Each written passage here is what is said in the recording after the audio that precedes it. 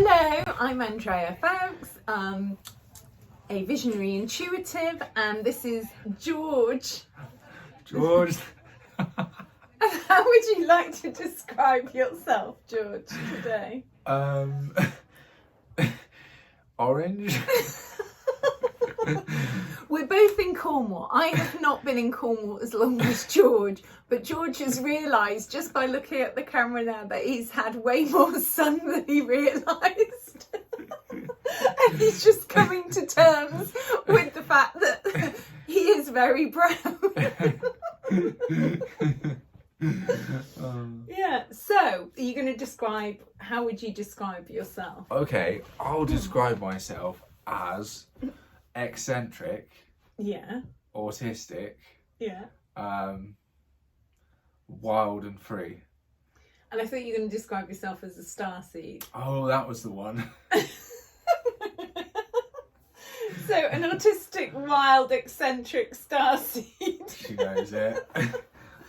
So, and we're going to talk a little bit about being spiritual from George's perspective and autism as well, and how he's only just got his diagnosis not too long ago, have you? Few months. Mm-hmm. Yeah. And so in the things that you've benefited from this diagnosis, what has it opened up to you? Understanding of what autism is. Because who got you the diagnosis? Who thought that might benefit you? I think that was my mum. Mm-hmm. Yeah. And you're how old? 29. So it's not like you're a 20-year-old. So it's quite. Do you think you would have benefited if you'd have had this diagnosis when you were 20? Definitely. Or, you know, at school. Mm-hmm. And how was school? Not easy. In what way was it not easy?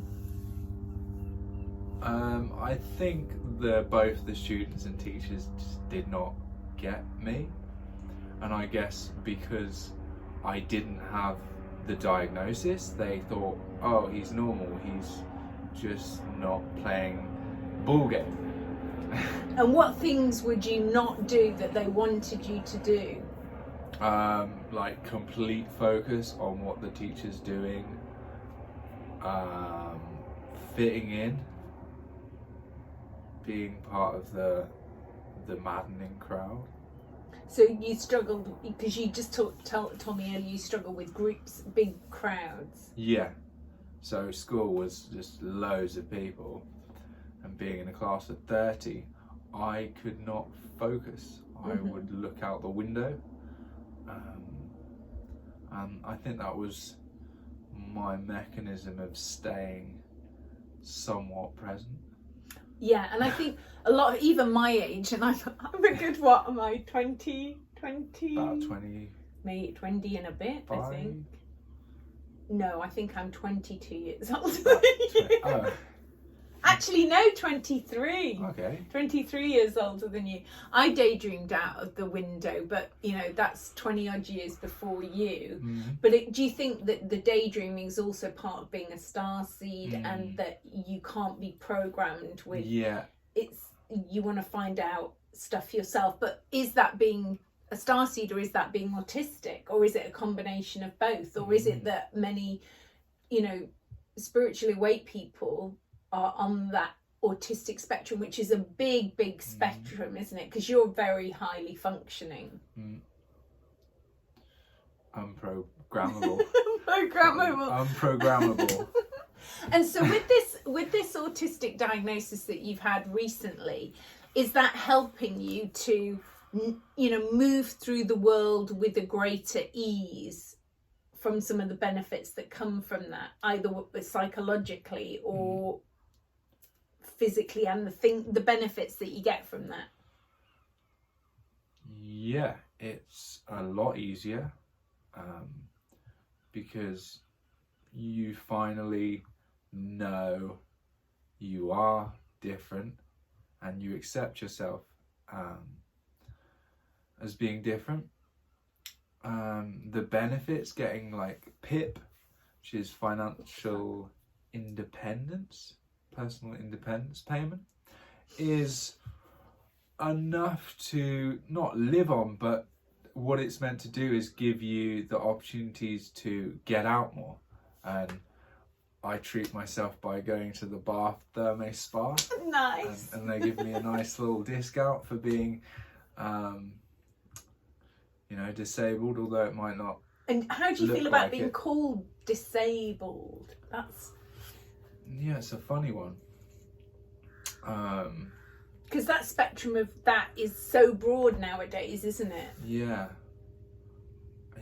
Again, I think it is confusing for people when you say, "Oh, I'm disabled," And they look at you like, "What is they it?" think, "What the heck?" But it's the same, Someone who's got Down syndrome will go into a zoo or a zoo, and they will also get a bit spun out by the whole situation. And someone who is autistic will also have that experience of just. I think what it is we take in too much information, and we cannot process all of that. And do you think, you said to me earlier, when you tell people, when you're talking to them and introducing yourself, and then when you drop in that you're autistic, you feel their demeanour towards you changes, but in a positive way? Yeah. Because how were they reacting before? Something like, "What the heck are you talking about?"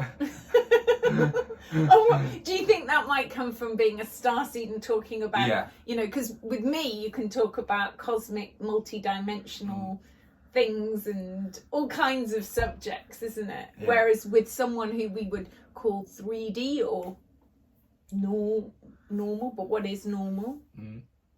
Do they rescind from your conversation?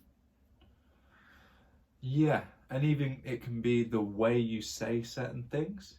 The formulation of words. And the words you use to describe things. And then you'll say, "Oh, pardon me, I have got autism, or I'm autistic, so it may come across a bit confusing for you."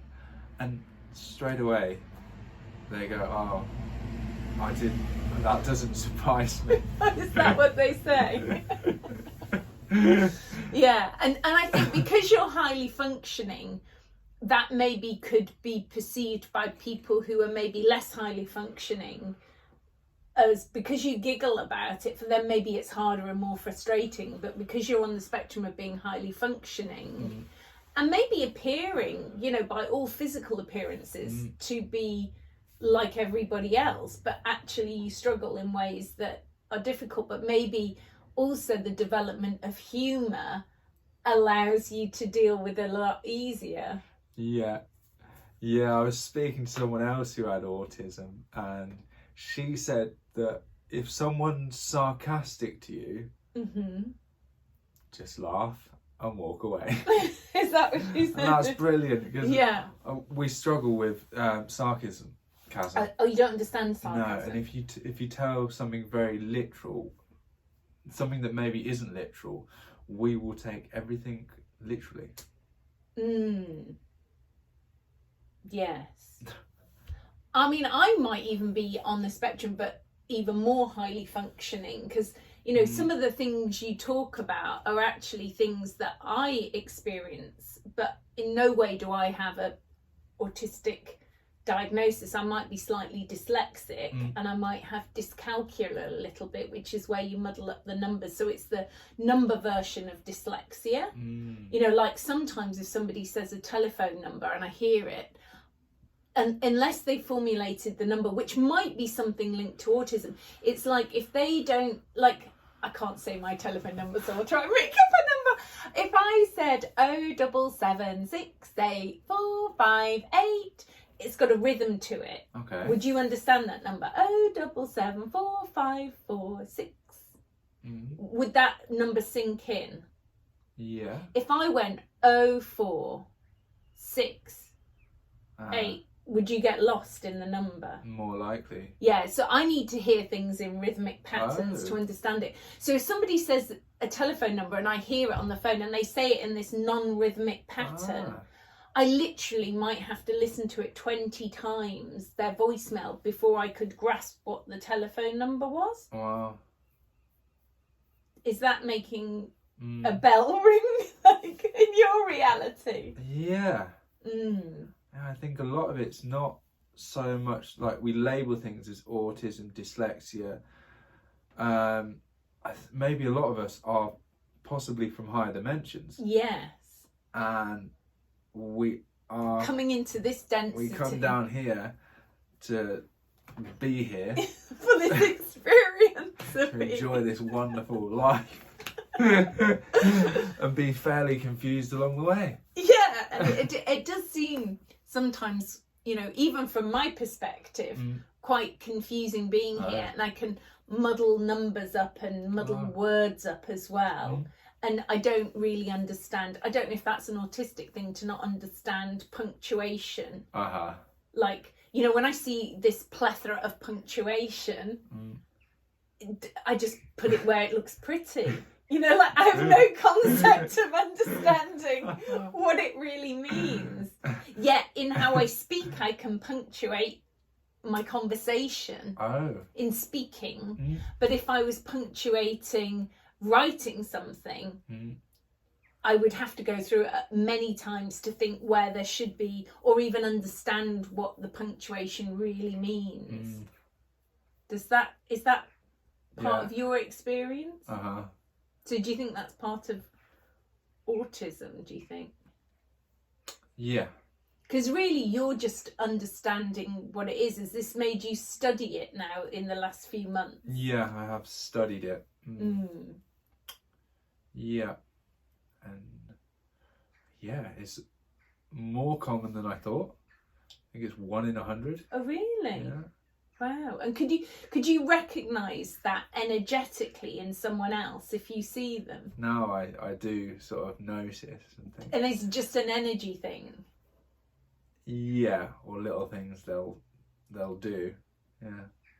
Like I make a lot of noises, you know, like I talk something called light language and so do you. But sometimes I make noises to feel better in an environment. And there's one particular supermarket that I go to, only in one area that you've been to as well, I know.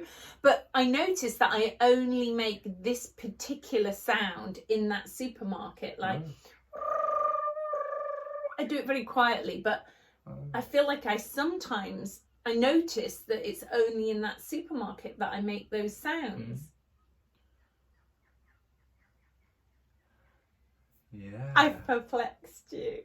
Do you make sounds sometimes to just feel safer in your... make sounds, yeah, just to make myself... It's sort of a communication to yourself. Yeah, like... There's no point talking or thinking, so you just verbally make sounds. Like years ago when I was modelling, many years ago when I was thinner and younger, if I was in a room full of other women, which you talked about, you know, being in a big space with lots of people, but for me it was in a small space with a lot of people in a room, maybe not bigger than what we're in now, and there might be 6 or 8 of us over a long period of time and days, you know, modelling clothes and things. The energy of the group, I would make little noises and people would say to me, what are those little noises you're making? I said, oh, it makes me feel better. I said, why don't you make those little noises and see if that makes you feel better? And it did, because you're changing the frequency of the environment. Which could, you know, then that goes into like sound frequency healing, and it goes into light language, which you've said you've started speaking now. Yeah. Icky dookie macky whoosh. Let's do some light language. Okay, so I speak higher frequency light languages, and George speaks more light language. Oh, and you just said to me before that you think that when I speak the higher frequency, what did you say that was? That's tapping into feminine frequency, and I think it's to do with the Hathors, who were the Egyptian Egyptian feminine, weren't they? Yeah, because Tom Kenyon's work, which was probably Tom Kenyon's sound frequency healing was out there before people would label it light language even. And I spoke little languages even as a child to myself. And many, many years ago, I'm trying to think when I first started speaking light language was probably publicly, apart from these little words that I said to myself, I think mine was probably 2011, 2012 when I heard Judy Satori speaking light languages. And I speak varyingly different light languages. Have you come across Judy Satori? No. And she speaks a lot of, in my opinion, Arcturian light languages. They're very clicky. Clicky in the sounds. So we'll just see what comes through now, because I'm going to work on the theory of bringing in the collective light language for the people who've already watched this, although you haven't watched it while we're making it, but we're working in quantum time of the fact of a future reality in the present moment of now. Do you like that? So here we go. So here's mine.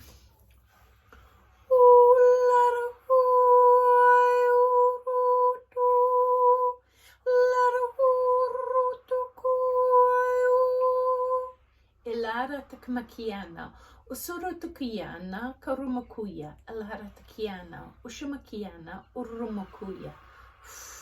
Breathing out.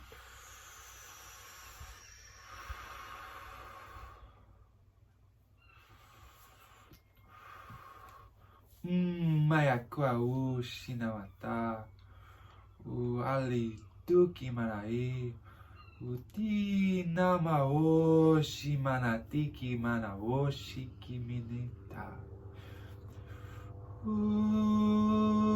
Tiki mana o kinama toshitu.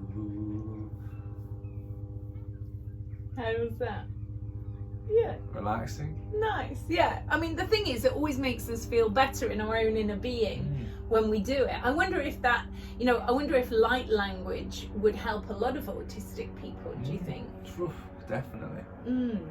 Because when you first heard light language, was it me, the first person you heard speaking light? How did it make you feel? Like coming home. That's a lovely thing, isn't it? So it's like, bringing in that energy for higher frequency people who maybe haven't had so many physical incarnations into Earth, do you feel, in your experience? Yeah, like that sort of connects us back to where maybe we're from. Yeah, and makes you feel more grounded. Yeah, more like in your energy body. So is there anything else you'd like to share? Oh, what about your little books that you've been writing? Okay, yeah, I've got a series of books out now called Message from Alcyon, and they're about a boy who lives in the Pleiades galaxy, and he's sent on a mission to help Earth people. And what's his name? Cosmos. And you're writing your fourth book now, and they're just cute little books. Not too many words, is it? There's some pictures for you to colour in as well, and they're for what age group? I'm gonna say 3 to 100. Or until you die. Until you die, and when you're born, any age. And where can people get your book? On Amazon. And what's the name of the book again? Message from Alcyon. Yay! And as you know, if you want to work with me, the links to my website are below, helping you do emotional inner journey work, emotional Akashic records. I have meditations as well to download. So this is our first little sharing together, isn't it? So what shall we say to everyone? Ahui Ahui ho!